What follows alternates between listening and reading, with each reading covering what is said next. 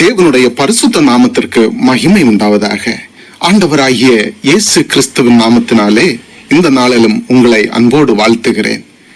இந்த நாளிலே உங்களோடு தியானிப்பதற்காக தெரிந்து கொள்ளப்பட்ட வாக்குத்தத்த வசனம் லூக்கா 2வது அதிகாரம் 14வது வசனம். உன்னதத்தில் இருக்கிற தேவனுக்கு மகிமையும் பூமியிலே சமாதானமும் மனுஷர் மேல் பிரியமும் உண்டாவதாக என்று சொல்லி தேவனை துதித்தார்கள். கிறிஸ்துவுக்குள் பிரியமானவர்களே, நாம் எல்லாரும் எதிர்பார்க்கிற ஒரு காரியம், நம்முடைய மனதிலே ஒரு சமாதானம் வேண்டும், குடும்பத்திலே ஒரு சமாதானம் வேண்டும், செய்கிற தொழிலிலே ஒரு சமாதானம் வேண்டும், தனிப்பட்ட வாழ்க்கையிலும் சமாதானம் வேண்டும். இந்த சமாதானம் என்கிற ஒன்று இல்லாத காரணத்தினால் தான் குடும்பங்களுக்குள்ளே பிரச்சனை, வேதனை, போராட்டம், குழப்பங்கள், மன அழுத்தம், மனசு ரீதியாக பாதிக்கப்படுகிறோம். இன்று கர்த்தர் உங்கள் குடும்பத்திலே, உங்கள் தனிப்பட்ட வாழ்க்கையிலே தெய்வீக சமாதானத்தை கட்டளையிட்டு உன்னத மகிழ்ச்சியில் நிரப்பி ஆசீர்வதிப்பார். விசுவாசத்தோடு தேவனை துதியுங்கள். நிச்சயமாக சமாதானக்காரனாகிய கர்த்தர் உங்கள் குடும்பத்தில் நித்திய சமாதானத்தை கட்டளையிடுவார்.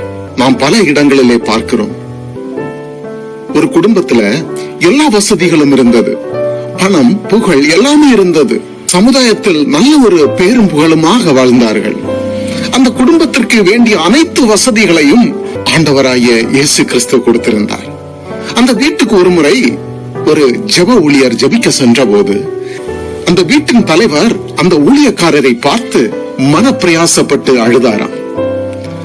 என் குடும்பத்தில் ஒரு சமாதானம் இல்லை, என் மனைவி என்னிடத்தில் பேசுவது கிடையாது, பிள்ளைகள் என்னிடத்தில் பேசுவது கிடையாது, எனக்கு ஒரு நிம்மதி இல்லை, சமாதானம் இல்லை என்று அவர் தேம்பி தேம்பி அழுதாராம். அந்த ஊழியக்காரர் என்ன செய்தார் தெரியுமா? அந்த குடும்பத்திற்காக ஜெபிக்க ஆரம்பித்த போது ஆண்டவர் அந்த ஊழியக்காரருக்கு வெளிப்படுத்தின காரியம், இந்த குடும்பத்திலே சமாதானத்தை குலைக்கும்படியாக சத்துருவின் கிரியை குடும்பத்திலே வாட்டி வதைக்கிறதாக அந்த ஊழியக்காரருக்கு ஆண்டவர் உணர்த்தினார். உடனே அந்த ஊழியர் குடும்பத்திலே மாற்றம் உண்டாகும்படி சமாதானத்தை குலைக்கிற சத்துருவின் கிரியை எதிர்த்து ஜெபித்த பொழுது அந்த குடும்பத்திலே பெரிய மாற்றம் உண்டானது. பிறகு ஊழியக்காரர் ஜெபிக்கும் பொழுது ஆண்டவர் உணர்த்தின சில வார்த்தைகளை சொல்லிவிட்டு அந்த ஊழியக்காரர் அங்கிருந்து கடந்து போனார். அன்பான தேவ பிள்ளைகளே, என்ன ஒரு அற்புதமான விடுதலை பாருங்க. ஆண்டவர் அந்த ஜெபத்திற்கு பிறகு குடும்பத்தின் சமாதான குலைச்சலை நீக்கி குடும்பத்திலே நித்திய தெய்வீக சமாதானத்தை கட்டளையிட்டு ஆசீர்வதித்தார்.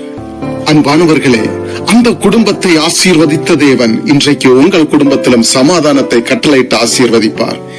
இன்றைக்கு தேவனை விசுவாசித்து நித்திய சமாதானத்திற்காக கர்த்தரின் போற்றி துதியுங்கள். இன்றைக்கு அப்படிப்பட்ட ஒரு தெய்வீக சமாதானம் உலகம் கொடுக்கிற பிரகாரம் அல்ல.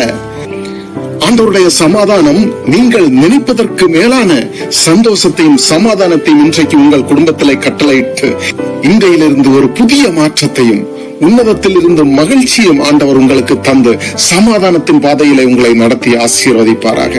ஆமென். ஒரு நிமிடம் கண்களை மூடி ஆண்டவரோடு ஜெபிப்போமா. அன்பும் கிருபையும் இரக்கமும் நிறைந்த நல்ல தகப்பனே, ஆண்டவரே, இந்த நாளின் காலை நேரத்திற்காக உமக்கு கோடா கோடி ஸ்தோத்திரம். ஆண்டவரே, ஸ்தோத்திரம் அப்பா. இந்த நாளிலும் உம்முடைய வசனத்தை கொடுத்து தியானிக்கும்படியாக செய்த மேலான கிருபைக்காக நன்றி சுவாமி, நன்றி அப்பா. ஆண்டவரே, இந்த வசனத்தை வாஞ்சியோடு கேட்டுக்கொண்டிருக்கின்ற உம்முடைய பிள்ளைகள் உண்டு அப்பா. அவர்களை நீர் ஆசீர்வதிங்க ஆண்டவர்களே. அவர்கள் குடும்பத்தை ஆசீர்வதிங்க அப்பா. அவர்கள் குடும்பங்களுக்காக எடுக்கின்ற எல்லாவித முயற்சிகளிலும் இரட்டிப்பான ஆசீர்வாதத்தை கொடுத்தலும் அப்பா. அவருடைய போக்கிலும் வரத்திலும் உம்முடைய பிரசன்னம், தூய கிருபை கூட இருக்கட்டும் ஆண்டவரே. ஆண்டவரே, இன்றைக்கு இதை கேட்கிற ஒவ்வொரு குடும்பத்திலும் தெய்வீக சமாதானத்தை கட்டளையிட்டு சமாதான குலைச்சலை நீக்கி சத்துருவின் கிரியை முறியடித்து சமாதான காரணாகிய தேவன் எங்கள் குடும்பத்திலே வாசம் பண்ணி முடிவு வரை எல்லா காரியத்திலும் சமாதானத்தோடும் மகிழ்ச்சியோடும் உன்னதத்தில் இருக்கிற தேவன் ஆசீர்வாதங்களை பெற்று வாழ உம்முடைய கிருபை கூட இருக்க வேண்டும் என்று ஜெபிக்கிறேன் சுவாமி. ஆண்டவரே, உம்முடைய பிள்ளைகளை நீர்தாமே நடத்துங்க அப்பா. பிள்ளைகளுக்கு தேவையான அனைத்தையும் நீர்தாமே கொடுத்தல்லும் ஆண்டவரே. எந்த விதமான குறைவும் இல்லாமல் அவர்களை பத்திரமாக பாதுகாத்தல்லும். படிக்கிற பிள்ளைகளை ஆசீர்வதியும், நல்ல ஞானத்தையும் தெய்வீக அறிவையும் கொடுத்தல்லும் ஆண்டவரே. பலப்படுத்துங்க ஆண்டவரே. உம்முடைய சமூகத்தில் ஒப்பு கொடுத்து ஜெபிக்கிறேன் சுவாமி. தாழ்த்துகிறோம் ஆண்டவரே. இயேசு கிறிஸ்து மூலம் ஜெபிக்கிறேன் ஜீவனுள்ள நல்ல தகப்பனே. ஆமென், ஆமென், ஆமென்.